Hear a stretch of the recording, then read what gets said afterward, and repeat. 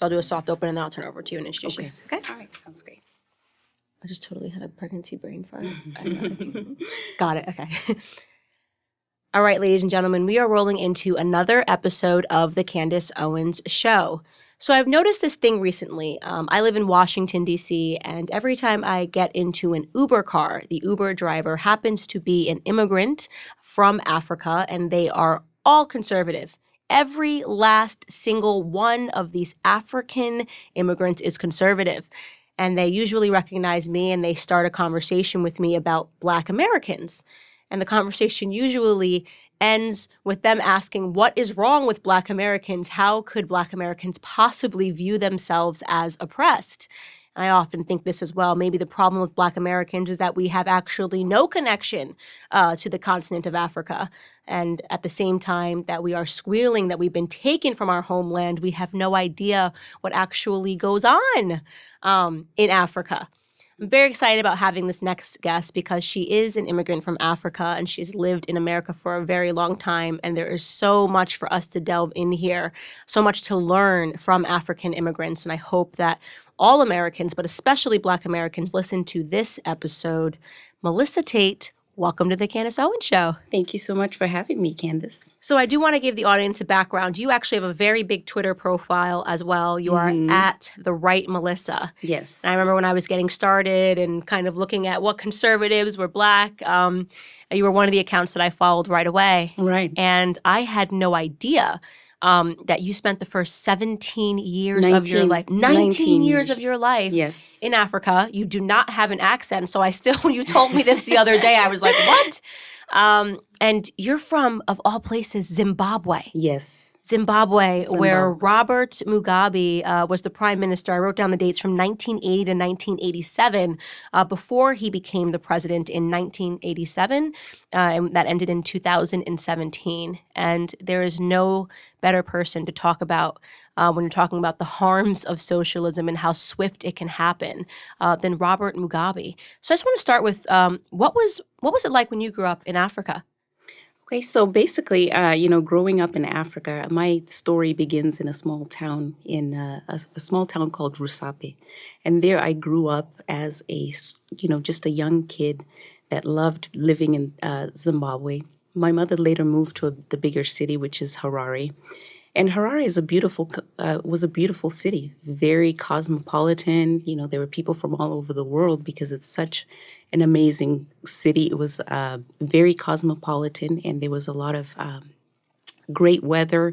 So when I went to school with people from all over the world. I went to school with people from Australia, from Sweden, from Denmark, you name it. So it was amazing growing up in Zimbabwe because starting off, it was very capitalist. So when Mugabe came into power, he didn't start off being a Marxist. It was slow walked. So it was over a 20-year period that he started implementing socialist policies that then transformed Zimbabwe. But beginning there, it was amazing. It used to be called the breadbasket of Africa. Absolutely. It was a very wealthy country.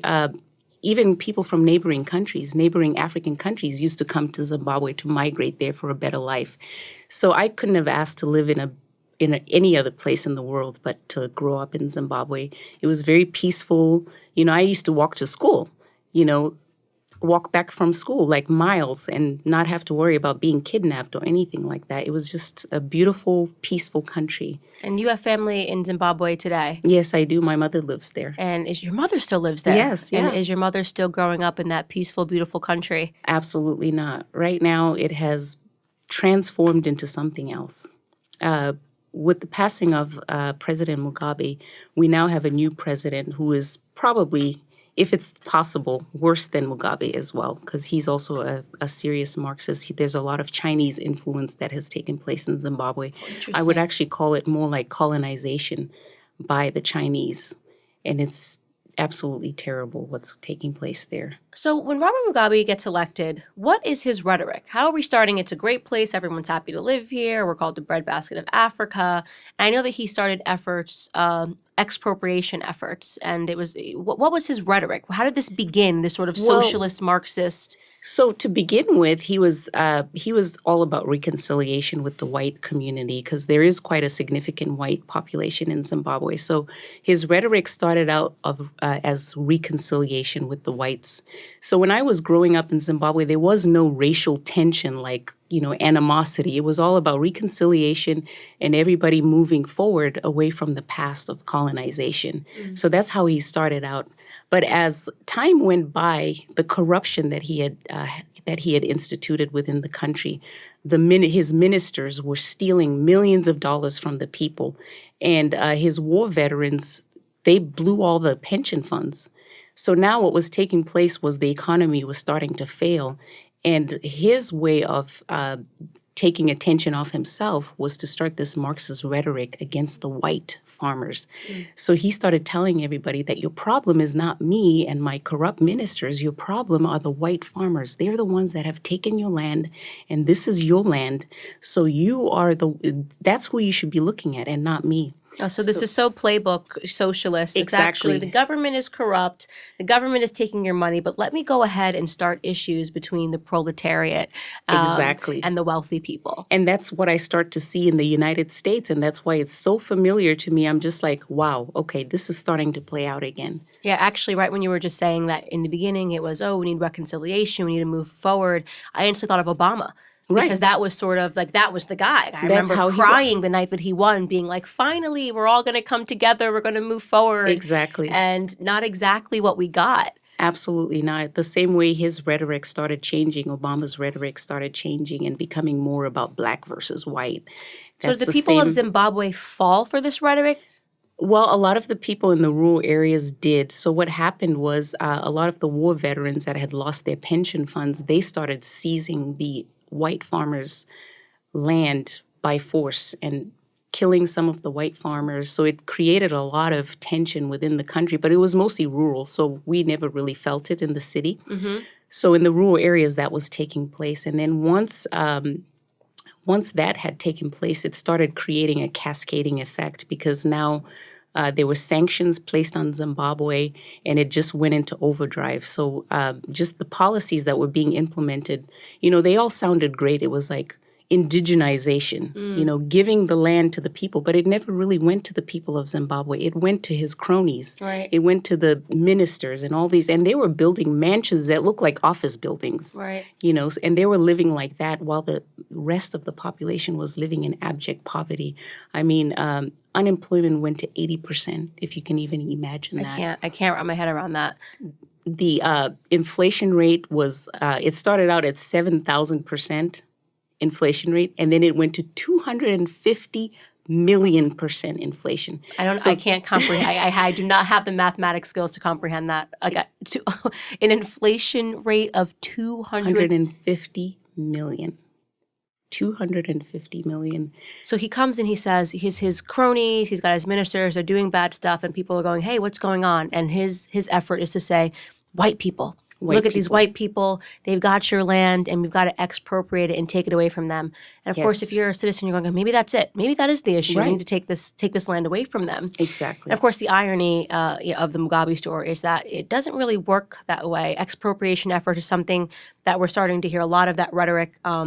South Africa also has this issue as well. Here's the thing. Taking back farms, if you don't know how to manage a farm, those farms collapse. Exactly. And that's exactly what happened in Zimbabwe, Candace, because what happened was he was giving land to people that have no background in commercial farming.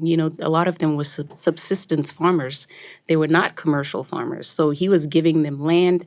And then what happened was production, because Zimbabwe was well known as an agricultural, that was our main export, was agriculture. So we're talking tobacco, we're talking flowers, like Zimbabwe was providing flowers to Europe.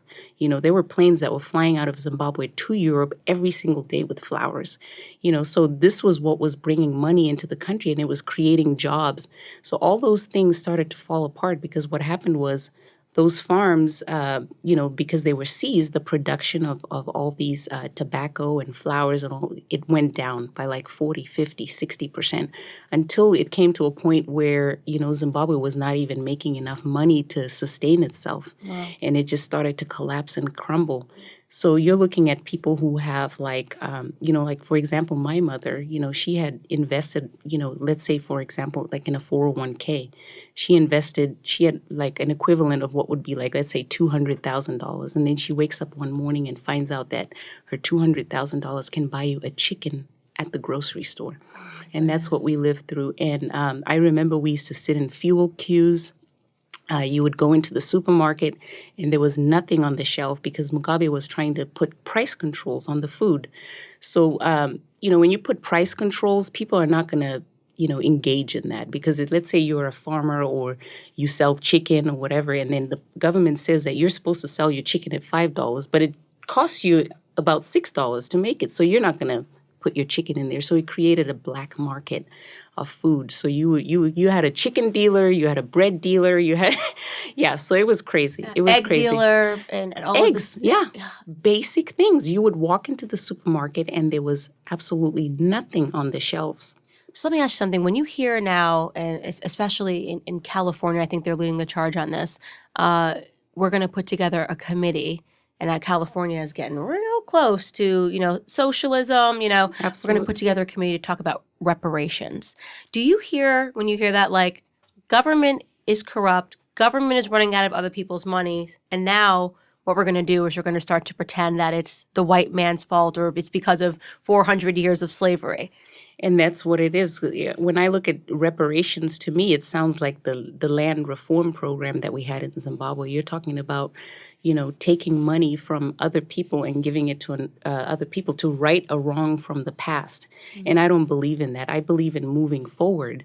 And if you just take money, let's say we're going to give you $100,000, in reparations, you're going to blow through that money within a couple of years if you don't know how to invest, how to use it and whatnot. So I don't believe in reparations. I just think it's ridiculous because if you really think about it, who alive today has lived through slavery? Certainly not I. Who alive today has had a slave in America? Right, exactly. And when I actually studied it, I was shocked to find out that only 2% of the white people that are alive today in the United States own slaves. And certain states like Kansas, where I'm from, Kansas and Missouri, Kansas never had slaves. Mm-hmm. There's certain states that never had slaves. Right. So, I think it was even less than 2% at the time of the Civil War of people that actually had slaves. And people don't realize that it was the extremely wealthy people. I mean, you're talking about what today would be the Jeff Bezos of the world that could afford to have slaves. And yet they see, and this is even when they attack Confederate soldiers and when they need to wipe this away, those people didn't have slaves. It was a poor man's fight and a rich man's war, the Civil War. And it's because of this lack of education about what this war was a fight. They weren't fighting to maintain slavery. They didn't have slaves. Right. All these people that were fighting, they didn't have any slaves. Exactly. And it's so, as we're seeing increasingly now, especially with critical race theory and this focus on race, it is a bit of look over here, right. Because we don't want you looking to see what we're actually doing over here. Exactly. And we're trying to grow government, and we want to get all of our cronies in there like Mugabe did. Exactly. And we want to take while telling you that the reason you're suffering is because of the white man and the injustices that were done centuries ago. Exactly. It's scary. It really is scary. It's scary to watch because I've lived through it. Right. I've seen it. I've seen the playbook, and now I'm seeing it play out, and I just listened to the Democrat Party. I'm like, I've watched this show before. Oh, that is so scary. Right. So what was it like for your mother? I just want to, because I just am thinking, you have $200,000 saved in a bank account, and then you wake up one day and you find out, very quickly that $200,000 can get you chicken, maybe some eggs. Yes. What was it like for her? It was very difficult. But, the thing is, Zimbabwean people are very resilient, and they're actually very, they're just naturally funny people. So there was a lot of, I guess you would call them memes now, but back then there was no memes, but there was just a lot of jokes that surrounded, people get over things through comedy, so there was a lot of pain that a lot of people went through, just losing everything. And the only thing that survived out of everything my mom had invested in was the physical real estate that she owned. And that's the only thing that survived. Everything, her pension funds, her equivalent of a 401k, her life insurance, all that stuff went away overnight. So it was very difficult. So let me ask you, how did you get out? How did you end up in America? Okay, so 19 years old, country's falling apart. How did you get here? So in Zimbabwe, we only have about 2 universities, like major universities. So it's very hard to get in because you have to be a genius. And I'm smart, but I'm not a genius. So typically what happens is people who are middle class, they send their kids abroad to study. So it's very typical of a middle-class family to send their kids to study abroad. So a lot of people go to South Africa, they go to the United Kingdom, they go to Australia and the United States. And because I had come here before when I was 17 for a missions trip, I went to California and Florida. What is a missions trip? A mission, with my church. Trip. What do you with your church? Okay, with my church, okay. yeah. So I had come when I was about 16 years old. I had come here and we went to Disney World and Disneyland. So when it came time for me to go to college, I was like, I'm going to America. so that's how it all started. And my mom at this time, all this is playing out. The economy is crashing. The Zimbabwean dollar is crashing against the American dollar. So my mom couldn't afford to send me to the United States for school. But because my mom is a woman of faith, she said, by faith, you're going to go. So she actually had like a fundraiser to raise money for my ticket to go to come to the United States. I was applying to a lot of universities on the East Coast, but it wasn't going anywhere. And almost a year into applying to all these universities, I started to give up hope until this lady came up with one application. She's like, just try this one. This school seems to be very responsive in my experience, so just try this last one. And it was an application to the University of Missouri, Kansas City. So I was like, I will sign it. I will do that. I didn't know the difference between East Coast, West Coast, or whatever. I was like, I'm going to America. I don't know the difference between the different dynamics like Midwest versus East Coast, West Coast. So I filled out that application, and my mom did a fundraiser to raise money for my ticket. I got on a plane. I had one suitcase, $300 in my pocket, and I had to figure it out from there. Wow. So I arrived at UMKC. I had a partial scholarship, like an out-of-state scholarship, but then everything else I had to figure it out. And I had to start working. So I was working part-time at school. Well, I was actually working full-time at school. I joined the track team as a manager in order to get another scholarship. So I was working full-time on the scholarship team about 30, 40 hours, and then working 30, 40 hours at my job, studying, staying up at night. So I worked my butt off for 4 years, and I was able to graduate with a business administration degree. Wow. Yeah. Wow. And so what would you say was the biggest difference in being surrounded by Africans and being surrounded around Black Americans? So that was a bit of a culture shock for me, like just coming to the United States, because when I come from a background where education is extremely important. Like your parents are like on you when it comes to education. It's like the number one thing. When you do that. And it's very competitive. So in Zimbabwe, like education is a competitive sport. The way Americans are competitive with sports, we're competitive with grades and stuff like that. And when I was actually reading your book, I was surprised when I was reading the part where you said like the kids who don't do well in school are the ones that are popular. Yeah. In Zimbabwe, it's the opposite. Like it's the kids who are excelling in class that are the cool kids. Like if you're a teenager, you want the guy who's getting straight A's. Yeah. Like that's just how it is in Zimbabwe. Yeah, and I'm just going to add some clarity for people who are watching this and maybe didn't read my book, but I was talking about Black Americans. If you do well academically, you get made fun of by other Black Americans and you get accused of acting white, and suddenly you're not the cool kids or Black Americans because you're not listening to hip hop music, and that's very true. And so it's the opposite dynamic. So I would have been cool in Zimbabwe. Yeah, you would have been absolutely. You would have been one of the cool kids. So when you enter a school in Zimbabwe, like you take an entrance exam, and that entrance exam is going to determine what class you fall in. So there's usually like 4 classes. So there's class A, B, C, and D. So if you do well in your entrance exam, you'll get into A class. The ones that do the least well go into D class. So every kid's goal is to be in the A class. Mm-hmm. And when you make it in the A class, you're part of the cool club. Wow. That's just the way it is. And when you're in the A class, it doesn't mean you have a secured spot. You have to keep your grades high, because if you don't, they will move you to class B. And it's quite an embarrassment when that happens.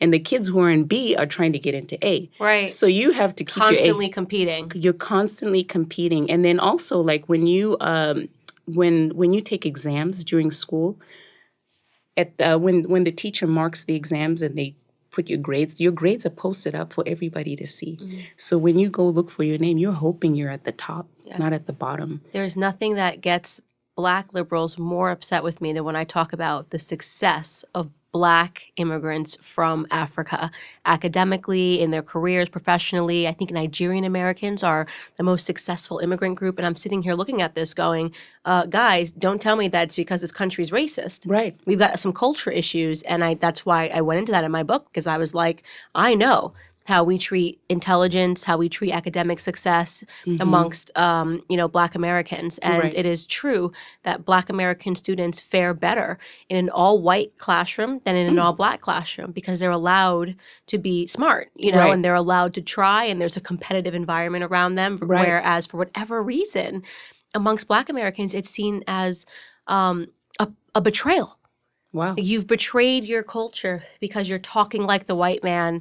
You know what I mean? You're doing what the white man does. It's similar to that Smithsonian list that they posted of attributes of whiteness, they called it. Oh, being punctual. Did you see this? Being I saw punctual, that. like working hard. I couldn't believe it. Yeah. I couldn't believe it. So totally different in Africa, which is fascinating. And that's why I was like, I'm just looking at the statistics, and there's obviously a different mentality in Africa. Mm-hmm. Stronger values, family values, educational values. And you come here and you're shocked to see, how were you treated? Well, you know what? I was treated really well, even by white and African Americans. But I did see that there was a little bit of tension between Africans and African Americans. Mm-hmm. But, I treated well. I was treated fairly well. I mean, I thought America was a very friendly country when I came over here. Like, the people are just naturally very friendly. I don't know if it's a Midwest thing, but I think it is a Midwest thing. Really, actually, it must be okay. Yeah, out of New York and LA. So, right, exactly. So now I absolutely loved the United States when I came over here. Right. There were a lot of things that were a little bit different from what I was used to. I felt like people were kind of on the same level playing field, no matter what kind of socioeconomic places they came from, because in Zimbabwe we have a very distinct class system, and it's very hard to move from one class to another. Like, if you're born poor, you're probably going to die poor. And so there's this class. I'm sure maybe your husband might know it because he's from the UK. So the UK has a lot of that class thing. Right. And Zimbabwe inherited that. And that's something that is actually inherently amazing about America, and Americans don't realize it, is that you have a chance for upward mobility. It doesn't matter where you start. You can finish on top. You can move. And it's so unique about America. And because most Americans don't travel, right. They don't understand. They don't understand how unique and special it is. Yes. And that is why I think you get so many immigrants coming from Africa who are like, what is wrong with you? Like, Exactly. I can work 10 jobs and move up a social class. I'm doing it. Right. Exactly. Exactly. Absolutely. So when did you start kind of, and I don't want to say getting into politics, but you really just started speaking out. You always knew you were conservative. It just aligned with your values, right? And that was like, this makes sense. Obviously, I'm a conservative. Right. When did you start moving towards deciding to be vocal about your conservative positions? So I actually started, I wasn't really vocal to begin with, like in the around the 2014 time when the Tea Party movement was starting to get its legs. I was kind of listening to Ron Paul, and I was listening to kind of like the Tea Party type conservatives. And I was like, you know what, they're right. Because the Republican Party, because I did support the Republic, but I started to notice that they weren't really like implementing there were a lot of talk, but no action. So I started kind of getting into Tea Party politics. This is in 2014. And then when 2016 came around and we had 17 amazing Republican candidates, I was like, wow, this is the year we're going to get a real conservative. We've got conservatives and Christians running. We've got Ted Cruz. We've got, Marco Rubio. We've got Dr. Ben Carson. I was like, man, this is awesome. I don't know who to pick. And I was paying no attention to Trump. I was just like, this clown, he'll be out in no time. And then it was when the first debate came with Trump. And do you remember Megyn Kelly's first question to him? You've called women fat pigs, and she names off a whole bunch of stuff. And everybody's quiet, just thinking, what is Trump going to say? Is he going to come out with like this politically correct thing? And then he goes, only Rosie O'Donnell. I was like, that's the guy. That's the guy who's going to take on both establishments, the Republican Party, the Republican establishment, the Democratic establishment, and then most importantly, the media. Because I understood that the media had the minds of the people. And I felt like we need somebody who is not afraid and is not intimidated by the media to be able to take that on. And from that day on, I've been on the Trump train. So yeah. So you just started speaking out. I just started speaking out on Twitter. So I actually joined Twitter because I wanted to hear more of what President Trump, then so candidate Trump, Yeah. So then I just started tweeting my own thoughts. And then, I wasn't on there trying to become, get followers or anything. But, just as I started posting content on there. And he started retweeting you and that. Right, exactly. So that's very, very interesting. So you are kind of just saying what you believe. How many times have you been called a white supremacist, a racist, a self-hating Black? And this is incredible because you're from Africa, right? So this is the irony of this is like the whole Black liberal thing is you took us away from Africa and like, know, and they always try to play the like we're African card, even though they've never been to Africa, have no idea what goes on in Africa, probably couldn't point out on a map. But now they are all about their roots. And now you have a person, perfect. She's born in Zimbabwe. She lived there for 19 years. She came to this country. She worked hard. You're a racist? A racist and a white supremacist. I get that all the time. And it's just shocking. I'm like, what do you mean? Like, what do you mean? So it's just ridiculous. I mean, what you're seeing, you see white liberals that call me all kinds of names. I've been called all kinds of names by white liberals because they hate the fact that I don't toe the line of how they think a Black person should think. Right. The whole narrative that America's a systematically racist country is a total contradiction to the experience that I've had living in this country. Especially because the person that caused the most harm to your country is a Black man. Right, exactly. Right, a Black African man. A Black African man. Yeah, and I escaped that situation and came to this country and was able to make something of myself. Whereas if I had stayed in my country under a Black president, I never would have been who I am today. Right, so it's almost like race doesn't matter. It's actually the values and the principles that people are putting into place. What a crazy idea. Right, exactly. And you and I share something in common, so I know that this must be something else you get. We are both in biracial marriages. Right. Right? So you came to this very racist country, America, fell in love with a white man. Yes. Right? And you have biracial children. Right. So are your children half oppressed and half privileged? That's what I keep asking myself. When you look at them, are you like, is that the little oppressed person in you or the little privileged person in you? Exactly. And that's the division that we're seeing in this nation is, when I came over here, I never pictured myself with a white person. So initially when my husband was pursuing me, I kind of thought it was weird. I had never seen myself with a white man. But and I was actually surprised because in Zimbabwe, we have white people in Zimbabwe, but white people and Black people usually don't marry. If you see an interracial couple in Zimbabwe, it's usually a white person from outside the country, like from Germany or Sweden or whatever. But white Zimbabweans and Black, they don't ever intermarry. So you never, thinking of marrying somebody who's white, never crosses your mind, So when I came over here, I was surprised when white guys started hitting on me. I'm like, this is weird. Especially in a racist country, right? Exactly, absolutely. So, I met my husband within weeks of me moving here, but it took him a year to get a date with me. So we ended up getting it. African women are tough. Right, I know, right? So after about a year, we went on our first date, and I fell in love with him, and we've been together since. We've been together for, 16 years now. We've been married 13 of those, and we have 3 kids. So it's Wow, been 3 kids. Yes. Isn't it interesting, and I always think of this now because obviously I'm pregnant now and going on this journey, but you would think that, the rhetoric that is used as America is racist, and you would think that when people on the left see biracial relationships, they would look at it and say, that's what we're after, right? Where people don't see color, where people love each other, not based on race, and this is beautiful, this is perfect. And yet it's the exact opposite response from these so-called woke liberals who claim to see racism everywhere. Yes. The first thing you get called is a sellout. Right. Right? Exactly. So I get that all the time. You're a sellout if you actually invest in what the people who fought for civil rights wanted, right? They wanted an end to miscegenation laws. They wanted to make sure blacks and whites could marry, that was the Loving versus Virginia Supreme Court case. Exactly. And yet these same people that see racism everywhere cannot see or hear it when it's coming out of their mouths. Well, they want to upend all of that. Right. They want to upend, because we're moving further and further away from what Martin Luther King said. Right. Now they say that if you don't see color, you're racist. Right. I'm like, that's an inversion of reality. Like, I don't teach my kids to see color.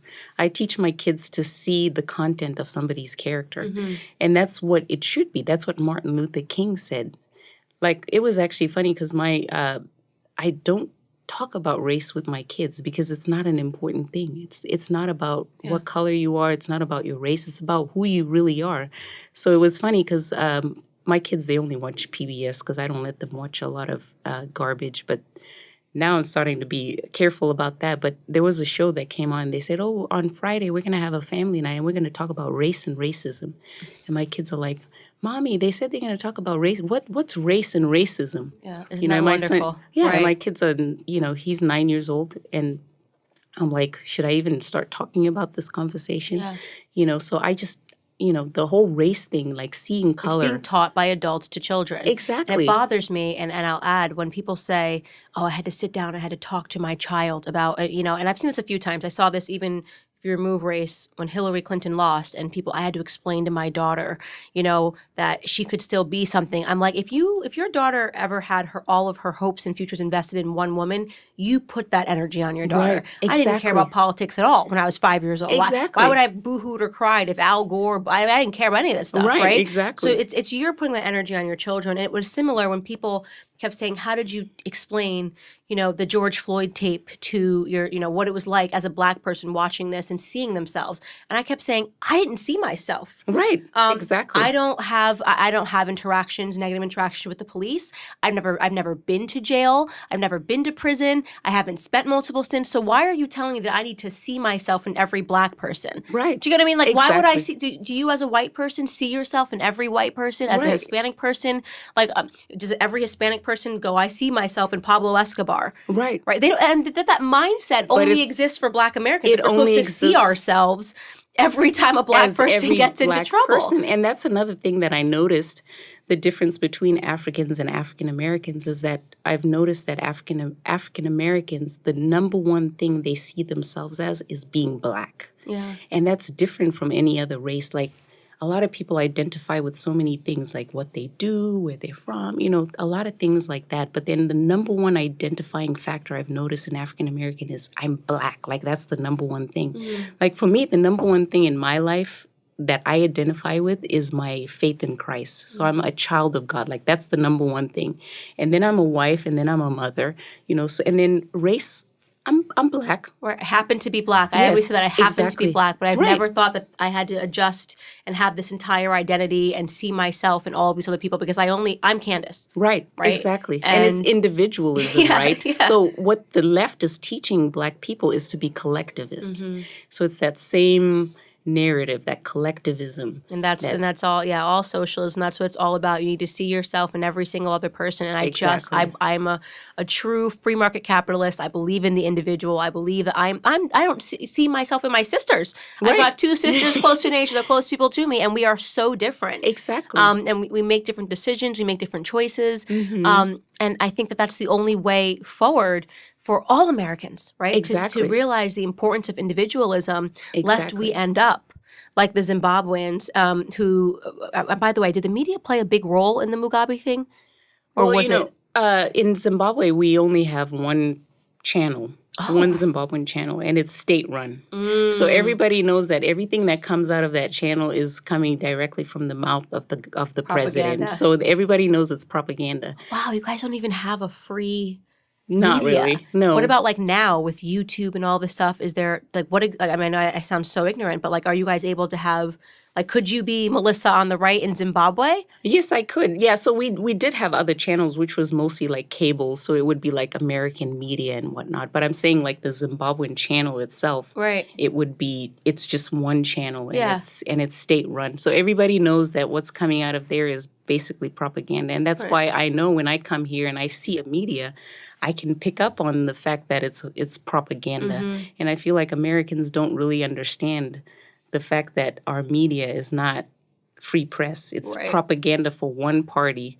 So I picked that up because I saw it growing up in Zimbabwe, just that propaganda that is constant. So you're just a lot more awake to it. Yeah, absolutely. Honestly, I think we need more Black Americans to spend time with Africans. Yes. You know, spend time in Africa. I always say if I become president, I'm going to do a trade program. So every Black American is like, I hate America.